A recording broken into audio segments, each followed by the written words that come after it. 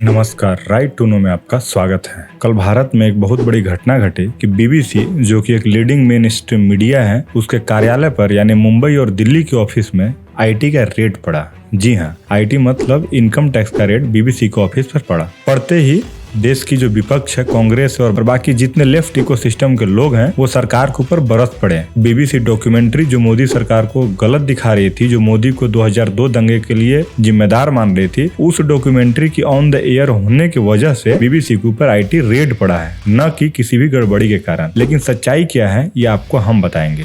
तो आइए शुरू करते हैं। कल बीबीसी ने अपने यूरोपियन प्रसारण में जिहादी दुल्हन उर्फ शमीमा बेगम पर 3 घंटे की डॉक्यूमेंट्री दिखाई। इस डॉक्यूमेंट्री में बीबीसी ने शमीमा बेगम को एक पीड़ित दिखाया, एक मजबूर दिखाया और एक ऐसी लड़की दिखाया जिसे सहानुभूति की जरूरत है, और वो मजबूरी में आतंकी बने। पूरे लंदन में लोगों का गुस्सा बीबीसी पर भड़क गया। लंदन की गुप्तचर एजेंसी भी सक्रिय हुई कि आखिर बीबीसी की इस डॉक्यूमेंट्री के पीछे मंशा क्या है, कि क्या कारण है। तब पता चला कि कई जिहादी संस्थाओं से बीबीसी ने भारत, कतर, पाकिस्तान सहित अपने 40 से ज्यादा कार्यालयों में पैसे का लेन देन किया है। ब्रिटेन सरकार की गुप्त सूचना पर भारत सरकार ने मुंबई और दिल्ली सहित बीबीसी के ऑफिस पर छापा मारा, और इस पर सबसे ज्यादा पीड़ा कांग्रेस को हो रही है। तो ये छापा इसलिए नहीं मारा गया है कि आप डॉक्यूमेंट्री दिखा करके मोदी को बुरा बता रहे हैं। ये छापा इसलिए मारा गया है क्योंकि इनके ऊपर आरोप है कि ये कई जिहादी संस्था से पैसे का लेन देन कर रहे हैं, और इसकी सूचना इन्हें ब्रिटेन मिली थी भारत सरकार को। अब हम आते हैं शमीमा बेगम पर। वैसे शमीमा बेगम उर्फ जिहादी दुल्हन की कहानी यह है कि यह लंदन में अपने माता पिता के साथ रहती थी। भरा पूरा परिवार था।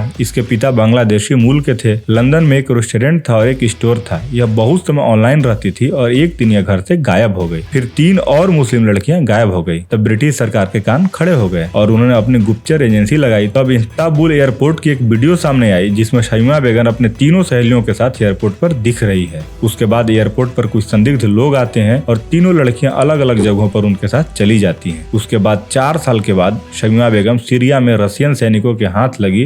उस वक्त उसकी गोद में एक छोटा बच्चा था। शमीमा बेगम को पहले शिविर में रखा गया। फिर उसने बताया कि उसके 2 और बच्चे हुए थे जो भूख और कुपोषण से मर गए, और कुछ दिनों के बाद शरणार्थी शिविर में उसका तीसरा बच्चा भी मर गया। ब्रिटेन सरकार ने उसकी ब्रिटिश सिटीजनशिप रद्द कर दी। शमीमा बेगम खुशी खुशी सीरिया जाकर आतंकियों की रखेल बनना चाहती थी, और वह रखेल बनने के लिए अपनी मर्जी से वहाँ गई। उसने पुलिस को बताया कि उसकी मंशा यह थी कि वह जो जिहादी लड़ रहे हैं, तो उनकी शारीरिक जरूरतों को पूरा करने के लिए हम सहेलियों ने सोचा कि हम सीरिया चलते हैं और हम इनके साथ हम बिस्तरी करेंगे ताकि इनकी शारीरिक जरूरत को पूरा किया जा सके। अब बीबीसी इस डॉक्यूमेंट्री के जरिए ब्रिटिश सरकार पर यह दबाव डालने की कोशिश कर रहा है कि शमीमा बेगम उर्फ जिहादी दुल्हन की नागरिकता मानवता के अधिकार पर फिर से बहाल कर दी जाए। आप इसको गौर से समझिए कि ये लड़की अपने मन से जिहादी बनने गई थी, और ये जिहादी बन करके जो जिहादी बम से उड़ा रहा है, ये भी उतना ही खतरनाक है, क्योंकि ये जाकर के उन लोग का ही साथ दे रही थी जो लोग पूरे दुनिया में तबाही मचाए हुए हैं इस्लाम के नाम पर। भारत तो खैर पहले से ही आतंकवाद से ग्रस्त है, क्योंकि हमारे बगल में ईश्वर की कृपा से पाकिस्तान मिल गया है, लेकिन अब पूरा दुनिया भी इन लोग के आतंकवाद से ग्रस्त होते जा रहा है। तो दोस्तों, ये जानकारी थी। आपका क्या व्यू है इस पॉइंट पे,